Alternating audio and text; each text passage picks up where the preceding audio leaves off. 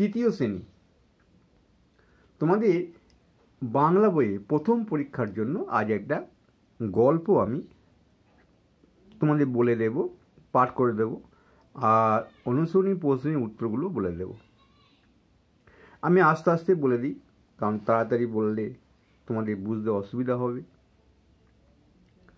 গল্পটা হচ্ছে নিজের হাতে নিজের কাজ, মানে নিজের কাজগুলো নিজের হাতেই করা, মানে করাটাই ভালো, সেটাই কিন্তু এখানে এই গল্পের মধ্যে দিয়ে বলতে চেয়েছেন।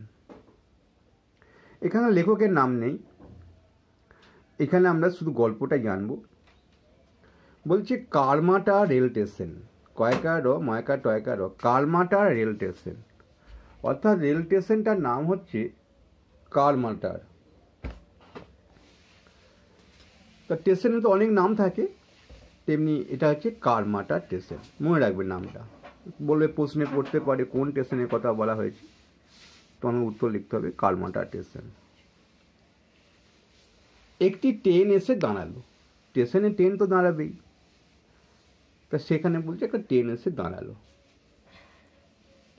ট্রেন থেকে এক বাঙালি ডাক্তারবাবু নামলেন। ডাক্তারবাবু তিনি বাঙালি।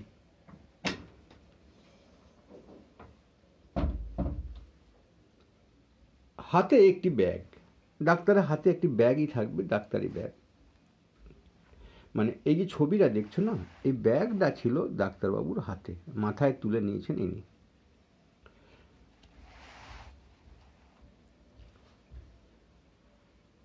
ব্যাগটি ছোট, কিন্তু মানুষটি যে সম্মানে বড়, বয়সে বড় নয়, সম্মান। মানে মাস্টারমশাই তো আমাদের কাছে সবসময় সম্মানে বড়, তেমনি তিনি বয়সে যাই হোক তিনি সম্মানে বড়, ডাক্তার বলে কথা। নিজে হাতে ব্যাগ বইতে হয়তো তার লজ্জা বোধ হয়, তাই তিনি কুলি কুলি বলে চিৎকার শুরু করলেন। স্টেশনে কুলিকে পাওয়া যায়, কুলি কুলি করে খোঁজ ডাকলে বা কুলি খোঁজ করলে কুলি তোমার মালটা বাইরে নিয়ে যাবে। স্টেশন ট্রেন যেখানে থামবে সেখান থেকে বাইরে তোমাকে যেখানে গাড়িতে চাপবে পৌঁছে দেয়, এটা সুবিধা হয়। তাই তিনিও কুলি কুলি বলে মানে ডাক ছাড়লেন, ডাকলেন, চিৎকার করলেন। মানে কি করলো একবার দেখিনি, এটা ভাষাটা একবার চিৎকার শুরু করলেন। তার ব্যাগটা নিয়ে যাওয়ার জন্য চিৎকার শুরু করলেন। সঙ্গে সঙ্গে এক কুলি এসে হাজির। কুলি ডাক্তারবাবুর ব্যাগ মাথায় তুলে নিয়ে স্টেশনের বাইরে অপেক্ষারত পালকিতে তুলে দিলেন। দেখো এটা খুব ভালো প্রশ্ন, কোথায় তুলে দিলেন? পালকিতে। প্রশ্ন আসবে কোথায় ব্যাগটিকে তুলে দিলেন, স্টেশনের বাইরে কোথায়? উত্তর হবে পালকিতে। মানে পালকি করে ডাক্তারবাবু চলে যাবেন। তখন তো পালকি, গরুর গাড়ি এসবই ছিল, এখন নয় টোটো অটো এসব বেরিয়ে গেছে বা রিক্সা, তখন এগুলো ছিল না। তাই তিনি কোথায় তুলে দিলেন? পালকিতে। তারপর সে চলে যেতে উদ্যত হলো। কে এখানে? যে ব্যাগটা মাথায় করে নিয়ে এসেছিল। ডাক্তারবাবু উদার মনোভাবের মানুষ, উদার মনোভাব অর্থাৎ সহজ সরল, ধ্যান ধ্যান করার মনোভাবের মানুষ।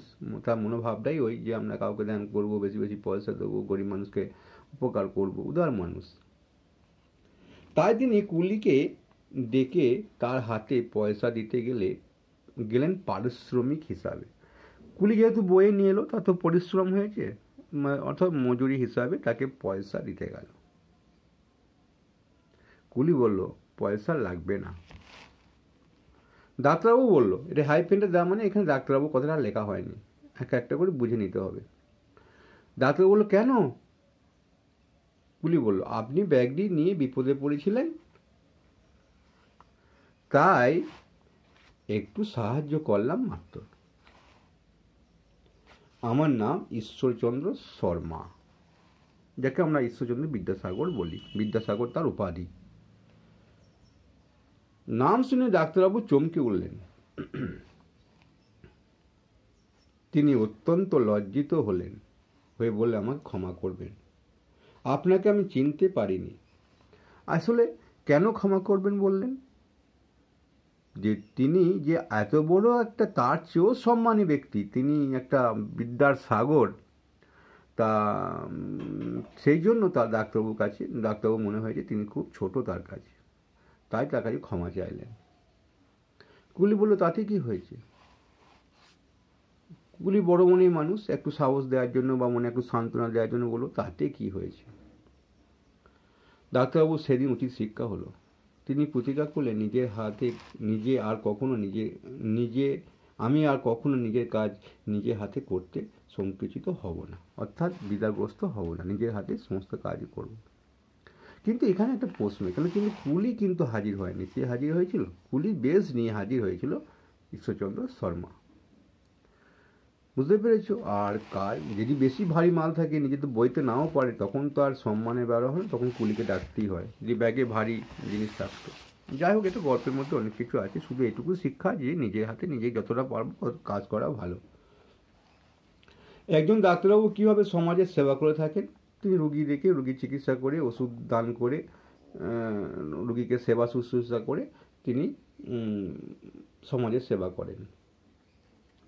কোথায় কোথায় কুলিদের কাজ করতে দেখা যায়? রেল স্টেশনে, বাস স্ট্যান্ডে, জাহাজ ঘাটে, বন্দরে, এইগুলোতে কুলিদের কাজ করতে দেখা যায়। মানে যেখানে বাইরে থেকে লোক আসে, মাল নিয়ে আসে, সেখানেই কুলিদের কাজ করতে দেখা যায়। বাঙালি ডাক্তারবাবু কোন স্টেশনে নামলেন? দেখো, একটু আগেই বললাম, কারমাটা রেল স্টেশন। গল্পে কুলিটি ডাক্তারবাবু ব্যাগটি কীভাবে বয়ে নিয়ে গেল? মাথায় করে, তাই তো, মাথায় করেই তো নিয়ে গেল নাকি? কুলি ব্যাগটিকে মাথায় তুলে নিয়ে গেল। দেখেছো কিরকম প্রশ্নগুলো আসে?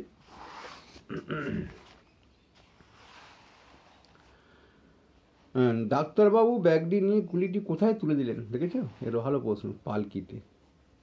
কুলিটি তার নিজের নাম কি বলেছিল? ঈশ্বরচন্দ্র শর্মা। দেখো, এখানে দেয়া আছে কয়ে তয়ে তালপসে রফালা কয়ে হসু, এগুলো দেয়া আছে, এখানে বসাতে হবে। দেখতে পাচ্ছ এখানে ডান দিকে রয়েছে, এগুলো দেয়া আছে, এখানে বসাতে হবে। এটা হবে ডাক্তার, এটা হবে পারিশ্রমিক, এটা তালপস রফালাটা বসবে, এটা কয়ে তয়ের টাকাটা বসবে, এটা বুরকিজ হসি, তো লজ্জিতটা হবে, এটা অপয়িকা কয় মশাইকা অপেক্ষা হবে,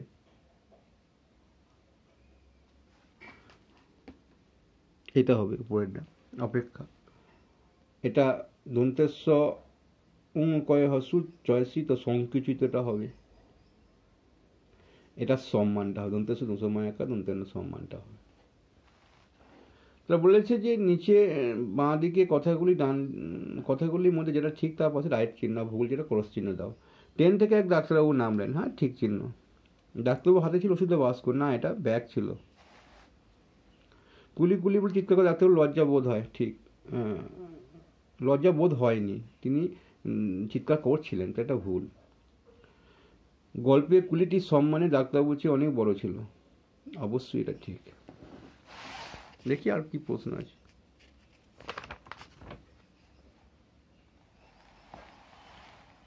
এগুলো তোমরা একটু দেখে নেবে, এগুলো বলার মতো কিছু নেই, বর্ণ বিশ্লেষণ করেই দিয়েছি। ভালো লাগলে অবশ্যই লাইক করবে।